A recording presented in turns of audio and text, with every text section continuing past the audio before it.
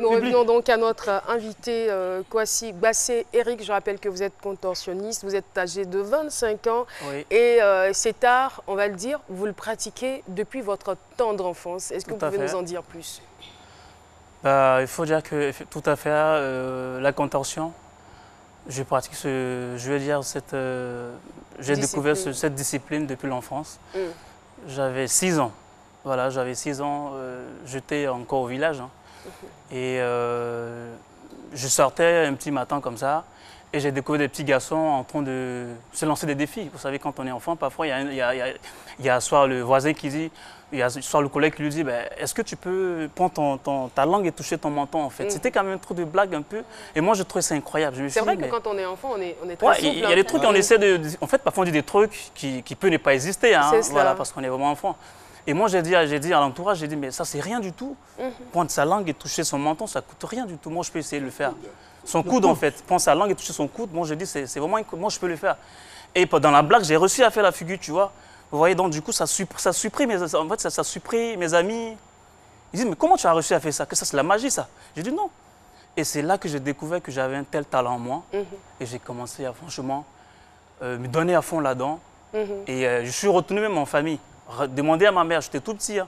Je dis à ma mère, mais d'où ça en fait ce talent? Parce que je ne peux pas imaginer que quelqu'un peut prendre sa langue et toucher son menton. Est-ce que vous pouvez toujours réaliser Ah bah oui, je peux bien le faire, ça, c'est rien. Je... Voilà, je dis à ma mère j'étais comme ça, au fur et à mesure, et je suis arrivé, voilà, au fur et à mesure. Hein. Waouh! Donc, et je suis resté, et je demandais à ma mère, je lui ai dit, mais comment est-ce que j'arrive à faire ça? Est-ce qu'il n'y a pas un parent qui était vraiment... qui faisait ça. Voilà, qui faisait ça en fait. Elle m'a dit non, il n'y a personne dans la famille qui a ce talent-là parce que moi je ne sais pas d'où ça sort. Mais je m'en souviens quand tu avais 3 ans, on était effectivement au village encore. Et vous allez rester comme ça. Voilà, on était encore au village, et j'étais même avec ta famille, tout ça, ta tante, et tout le village te cherchait à 3 ans. Et on a découvert que tu étais sous le lit. Et c'est pas en fait par le cri, par le cri qu'ils ont su que j'étais sous le lit pendant que j'avais 3 ans. Et ma mère a dit effectivement c'est un talent qui est inné. Donc t'as pas volé à quelqu'un, t'as pas volé à quelque part, c'est inné en fait. Et avec mes recherches, j'ai constaté que c'est quelque chose de naturel. Voilà, c'est vrai qu'on peut apprendre, mais généralement c'est naturel. C'est vrai que vous étiez très jeune et vous vous êtes rendu compte qu'il y avait une différence entre vous et les autres enfants parce que vous arriviez à réaliser des formes, mais là de façon extraordinaire. Mais à quel moment vous prenez conscience de cet art au point peut-être de monnayer vos talents? C'est à 12 ans. À 12 ans. À 12 ans. Et c'est là que j'ai pris conscience de ce métier. Parce que c'est vrai, je pratiquais le sport. Je pratiquais en fait cette discipline, mais je ne connaissais pas la réalité. En fait, c'était quoi exactement? Et c'est-à-dire que vous ne pouviez pas mettre un nom là-dessus? Je ne connaissais même pas le nom de ce que je faisais. Je connaissais le football, le basket, bien d'autres en fait. La danse classique, mais ça, je ne savais pas. Et quand j'étais petit, je me disais toujours ça, c'est la danse classique. Et c'est après, avec les recherches, et j'ai eu même à rencontrer le directeur de ENGS, et qui m'a dit donc que ça, c'est la contorsion. Ce n'est pas la danse classique, c'est tout à fait différent. Voilà, j'avais 12 ans en ce moment. Voilà. Oui, Marie-Paul. Moi, je voudrais savoir, quand vous étiez plus jeune, vous avez dit que vous étiez au village, donc en famille. À 3 ans déjà, vous arrivez à faire ce que vous faites. Est-ce que quelque part, vous n'avez pas subi un petit peu un rejet de la part de vos amis, ou est-ce qu'on vous a pas un peu accusé, pointé du doigt, voilà, en disant est-ce qu'il n'est pas un sorcier? Si, on l'accusait pas d'être un petit sorcier. C'est ça, en fait. En fait, ils ont été surpris, quoi. Il faut dire qu'ils ont été surpris parce qu'ils n'ont pas réussi à le faire. Un truc auquel ils ont joué, il y a quelqu'un qui a reçu le truc. Donc, vous savez, le village, du coup, on se met dans la tête que voilà, c'est quelque chose qui n'est pas simple. Est-ce que c'est pas mystique, un truc comme ça? Mais ça les a fait plaisir, ils ont dit waouh. Et du coup, ils ont commencé à faire des paris, mais j'ai dit non, si c'est pour de l'argent, je ne peux pas le faire. Voilà, donc vraiment, on était petits comme ça. Si c'est pour de l'argent, vous ne pouvez pas le faire. Je ne peux pas le faire, voilà. Donc, vous ne faites pas de spectacle? Non, je parle là quand j'étais petit en ce moment. Il ne connaissait pas la valeur de l'argent. Maintenant, je sais ce que c'est l'argent. Voilà, donc... Et voilà, est-ce que vous avez eu après l'occasion de vous professionnaliser dans des écoles? Malheureusement, je n'ai pas eu cette chance, j'ai pas encore eu cette chance parce qu'il faut dire que cette discipline n'est pas développée, je peux dire, en Afrique. Même à l'INSAC? Non. J'ai été même à INGS. À l'INGS? À l'INGS, j'étais là-bas. j'ai rencontré même le directeur, je m'en souviens, personnellement, mon père qui vivait en ce moment. Et on est allé voir ce monsieur, il m'a dit non, que malheureusement, je pouvais t'aider parce que je voulais une formation pour avoir plus de compétences dans le domaine. Il faut dire que c'est une discipline qui se pratique surtout dans la formation des clowns. Tout à fait. D'accord. Les clowns. Et y a pas, parce que les clowns font beaucoup d'acrobatie. Et cette discipline n'existe pas ici dans nos écoles. Mais je lui disais tout à l'heure que, je ne sais pas si sur Google, truc comme ça, il ne peut pas avoir des informations concernant cette discipline. Il faut dire que j'ai des informations parce que je suis d'abord, il faut dire que je suis autodidacte. Je me suis toujours formé tout seul. Et puisqu'il faut dire que c'est quelque chose qui est inné. Hein. Donc j'ai toujours pris ça pour quelque chose de naturel. Donc je me suis toujours formé seul. Mais après, et quand j'ai pris conscience de la contorsion du domaine, en fait, j'ai fait des recherches sur Internet. Et je me suis toujours inspiré de l'une des célèbres contorsionnistes qui est au nom de Zlata, qui est russe et qui est la meilleure contorsionniste au monde. Et franchement, c'est d'elle en fait mon inspiration est venue. Est-ce que vous pouvez nous partager l'expérience que vous avez eue avec elle déjà par rapport à ce que vous aviez comme don naturel et l'expérience qu'elle avait? Ben, en fait, elle, c'est vrai qu'elle est contorsionniste, mais avec les recherches qu'ils ont, avec les découvertes qu'ils ont faites après, ils ont trouvé qu'elle n'est pas humaine en fait, parce qu'elle a atteint une maladie. Oui, donc c'est vrai qu'on est contorsionniste tous, parce qu'un contorsionniste en réalité, c'est vrai qu'il peut pivoter ou il peut faire des figures incroyables avec les membres du corps. Mais il y a des critères. C'est-à-dire qu'un contorsionniste ne peut pas se permettre et de faire tout, c'est-à-dire que de se tordre dans tous les sens. Non. C'est vrai que tu peux être contorsionniste. On a la main, tu peux être flexible, je suis flexible. Mais il s'agit des ligaments. Il y a certains qui sont très forts avec les bras, certains qui sont très professionnels avec les pieds. Mais elle, par contre, avec les recherches qu'on a découvertes, en fait, avec les découvertes que j'ai eues, j'ai fini par savoir qu'elle, et le monde entier a découvert qu'elle, en fait, elle atteint une certaine maladie, j'oublie le nom, au niveau des os.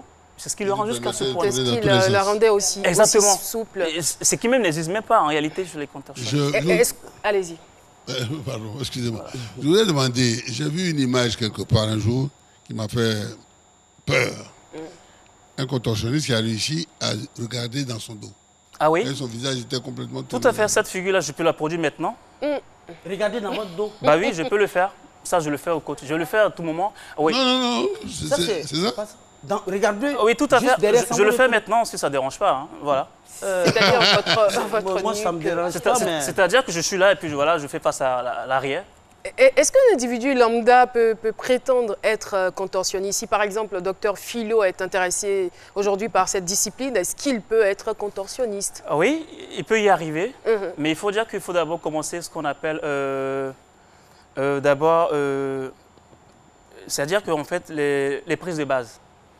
Tout d'un coup, parce que d'abord il faut commencer d'abord ce qu'on appelle la gymnastique.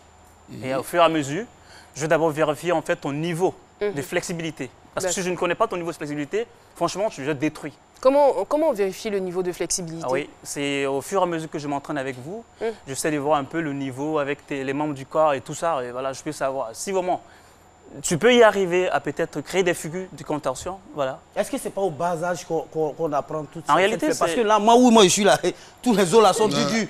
Donc vous n'allez pas casser mes os pour que je me... Franchement, voilà. Non, mais il faut dire que c'est vrai que c'est à bas âge. Voilà. C'est à bas âge parce que c'est quelque chose de naturel. C'est à bas âge, bien sûr que oui, mais avec la volonté, c'est possible, tu peux y arriver. Alors, la figure dont vous parliez tout à l'heure, si vous ne la faites pas, je suis sûr que les téléspectateurs vont m'en vouloir. Ah oui, il n'y a pas de problème, je peux même la produire. Voilà, il n'y a pas de souci. Je ferme mes yeux, allez-y. Non, vous n'avez pas à fermer les yeux. Voilà, je peux... Non, vous faites face à la caméra, mais vous regardez, voilà, regardez comme ça, puis vous regardez la caméra maintenant. N'ayez pas peur. Hein. Je vais essayer. On a tout vu dans l'émission, ça là, donc.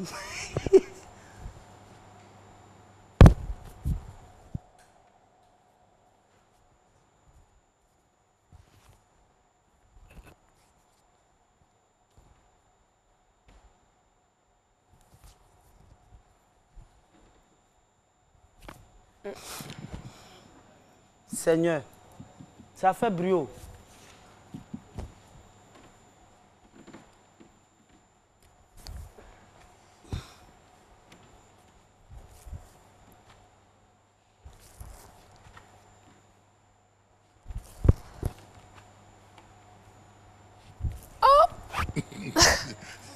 N'allez pas vers elle, 1 mètre, pardon. Ça suffit. Reculez un peu, 1 mètre. Ça suffit. C'est bon, c'est bon. L'émission continue. Merci. Bravo. Avez-vous des questions, Paulus? Absolument, j'en ai des tonnes, mais là on va y aller pour juste 2 premières. On a d'abord Barry Lifa Oumar qui dit « J'aimerais demander à votre invité s'il a déjà participé à des compétitions professionnelles dans ce domaine. » On a ensuite celle de Karim Koulibaly qui dit « Être contorsionniste, c'est vraiment waouh !» Mais est-ce qu'après, cela n'a pas des répercussions sur l'organisme, notamment en termes de douleur? Vous avez entendu les questions. Est-ce que vous avez participé déjà à des compétitions professionnelles? Non. Pas encore. Mais j'ai eu, en fait, j'ai eu à participer à des prestations, à des événements, bien sûr que oui. Voilà. Et la seconde question était la suivante. Est-ce que cela n'a pas après des répercussions sur votre organisme? Non. Vous ne le pensez pas? D'accord. Alors, moi, j'aimerais savoir quelle est la plus grande difficulté dans ce domaine? En fait, la plus grande difficulté dans ce domaine de contorsion, il faut dire qu'il faut avoir une bonne suivi alimentaire. C'est très important. Il faut avoir un très bon suivi alimentaire. C'est très important parce que, vous savez, ici, c'est quand même difficile de développer ce talent. Parce que, vous voyez, en fait, l'Africain, il mange beaucoup gras. Voilà, il faut le dire, on mange beaucoup gras, en fait. Si tu manges de la ticket et qu'il n'y a pas de lutte, c'est que tu n'as pas mangé. Voilà, donc c'est... Ne nous insultez pas. Hein, c'est pas vraiment facile, vous voyez. C'est pas vraiment facile. Un vrai gaba, c'est accompagné de l'huile et tout ce qui est assaisonnement et bien d'autres. Je voudrais vous dire en passant que vous vous trompez, la ticket se mange sans huile. Voilà. Je suis d'une région où on mange la ticket. Voilà. Et on n'imbibe pas d'huile chaque fois. Oui, mais comme je précise, pour le gaba, c'est quand même... Je suis d'une région où on mange la ticket, on ne l'imbibe pas d'huile. J'ai jamais mangé. La ticket sans huile, c'est pas on mange pas la ticket. Et voilà, ça se dévoile. Bah, moi, je ne vous dirai pas comment je mange la ticket. Alors, non, moi, ce que je voulais vous demander, généralement, quand on fait des choses surnaturelles, parce que ce que vous faites est surnaturel, nos mamans nous disent, ne fais pas ça en public. Il y a les sorciers. Ne fais pas ça en public. Est-ce que ça vous est arrivé? Oui, il faut dire parce que dernièrement, j'ai été au dîner. Et je suis allé au dîner par le bien d'un copain. Et j'ai eu à prester à l'indépendance 7 août 2019. Mais franchement, ça s'est pris. Vous savez, au dîner, vous connaissez un peu la zone. On sait ce qu'ils font là-bas. Hein. Voilà, donc je suis arrivé. Et il faut dire que au moins, ça a surpris tout le monde, tous ceux qui étaient vraiment, en fait, quand même à l'événement. Et lorsque je suis rentré, j'ai commencé à me contorsionner. Et franchement, le public a eu très peur. Il y a de quoi? Ah oui, oui. Le sous-préfet, même le maire, il n'arrivait pas à me regarder, même sa femme. C'était pas croyable. Même pour me ils avaient peur pour vous, en fait. Voilà. Parce qu'on se dit, franchement, est-ce qu'il ne va pas se faire mal? Est-ce qu'il va pas se même pour me soutenir sur le plan un peu financier, c'était comme ça, quoi. Il ne pouvait pas me regarder, quoi. En distancia, comme on le fait maintenant. Ah oui. Vraiment, et après cette prestation, et le sous-préfet, il m'a reçu dans son bureau, il m'a dit, franchement, et si on t'avait reçu en vendant la prestation, je pense qu'on n'allait pas pouvoir te payer ce cachet parce que c'est un talent, vraiment. On ne sait pas comment on allait te régler ça, quoi. Non, mais c'est pas de ça que moi je parle. Mais oui, papa, je ne vous coupe pas le sifflet, voilà, oui. Je vous le rendrai après. Vous savez, après, après ma prestation, j'ai eu même des responsables de la ville d'Odjiné, précisément à Goulia, qui sont venus me voir, qui m'ont dit, mais comment tu arrives à faire ça? Excusez-moi pour le thème, mais des chefs d'ozo, qui sont venus me voir, qui m'ont demandé, mais ça c'est mystique ça. Mais comment c'est mystique? Je dis, non, mais tu es de quelle ethnie? Je suis d'Ida. Je dis, non, mais on comprend. Parce que l'ethnie n'a rien à voir, quoi. L'ethnie, ça n'a rien à voir. C'est quelque chose de naturel. Merci beaucoup, Eric. Ce n'est pas encore terminé. La seconde partie de votre intervention, de notre échange, se fera dans quelques petits instants. Mais avant, pause pub. Grande nouvelle. Planète, American Cola et Bubble Up deviennent encore plus grands. Le Menco Extra, maintenant en format 1 litre. Nouveau. Planète. American Cola. Bubble Up. En bouteille 1 litre.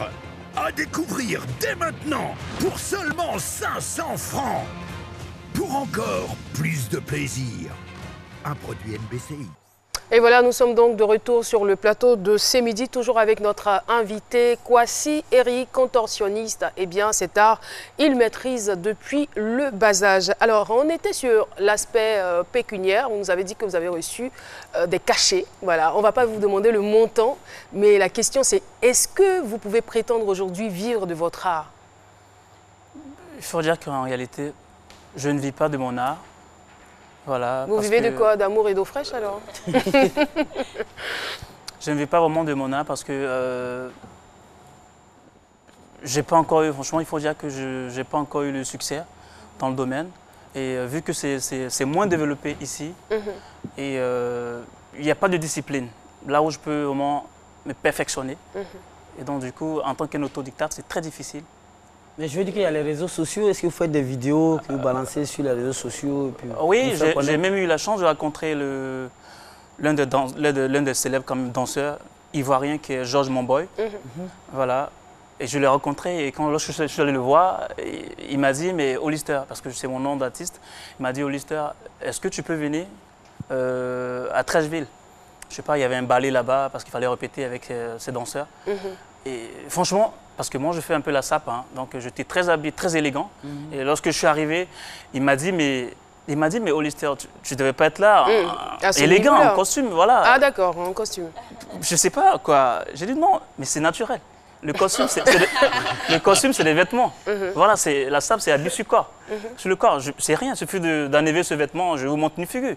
Il dit ouais, tiens, je peux le faire.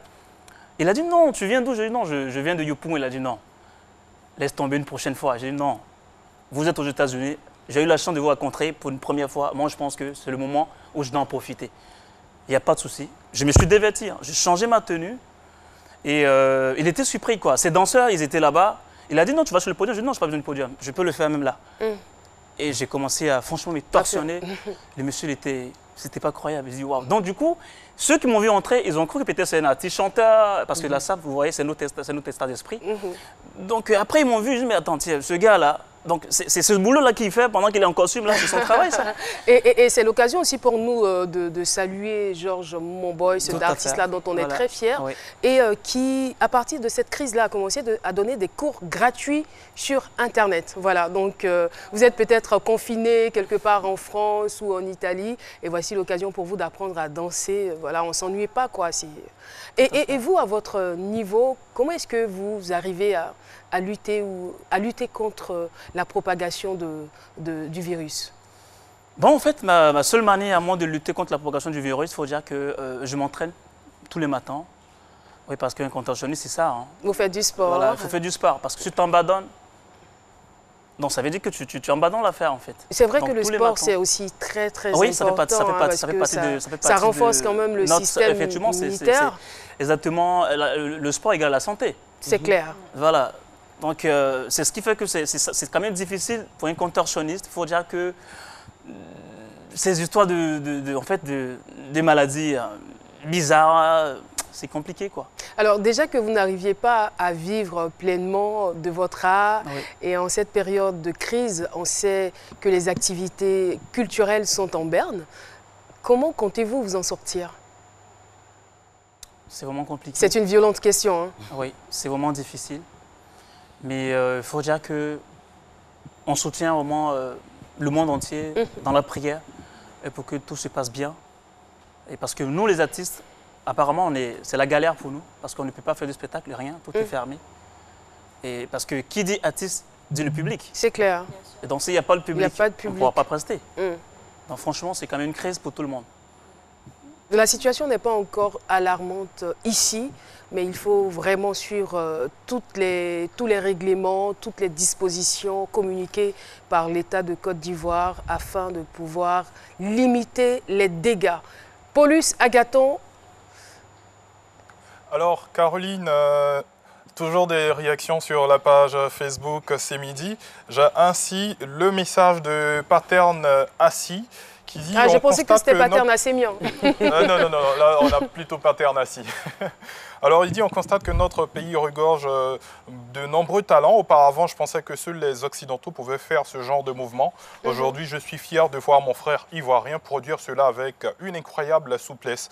Bravo et que le Seigneur vous soutienne. Et moi, j'aimerais demander à notre invité Eric, est-ce que la contorsion, sinon ce qu'il fait, ça peut s'apprendre à quelqu'un? Bien sûr que oui. Voilà, je m'en souviens très bien. Pendant les vacances, je recrute des élèves à bas âge. Hein, voilà, et j'essaie de les former. Et il faut dire que c'est quelque chose qui plaît à tout le monde parce que c'est vraiment esthétique. C'est un sport qui est très esthétique, c'est beau.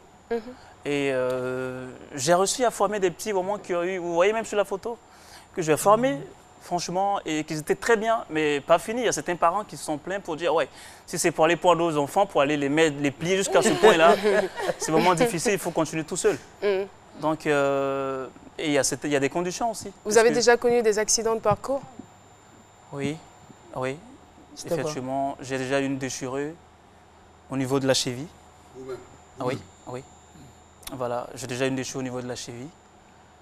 Mais ça ne m'a pas empêché quand même de continuer le sport. Voilà.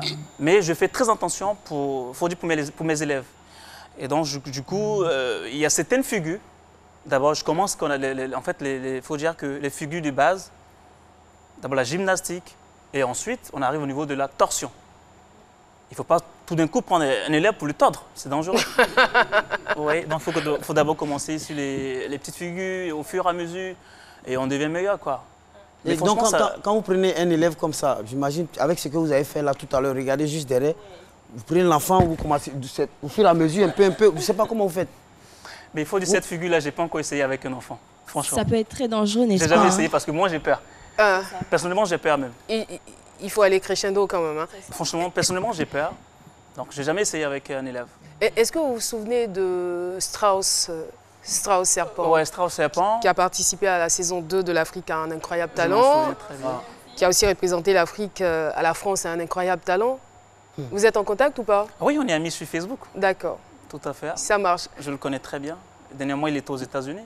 Alors, nous sommes pratiquement au terme de notre échange. Que voulez-vous dire à tous ceux qui seraient intéressés par cet art? Tout ce que je peux dire à tous ceux qui seront intéressés, ou tous ceux qui sont intéressés à cet art, il faut dire vraiment, c'est un domaine qui paye son homme. Hein. Et ça paye son homme. Même sous nos cieux? Ah oui, ça paye son homme. Mais il ne faut pas baisser les bras. C'est cela. Vous voyez, tel que ça fait peur. Mais tout ce qui fait peur, c'est vrai, c'est le danger. Mais le bonheur, pour atteindre le bonheur, il faut quand même le danger. Voilà, donc il faut quand même... C'est un philosophe. Oui, oui, il faut... Et les dangers comme le coronavirus, oui, là, non, franchement... Il faut savoir, en fait, donc c'est un domaine quand même qui n'est pas facile. Et c'est quelque chose de naturel. Et ça plaît à tout le monde.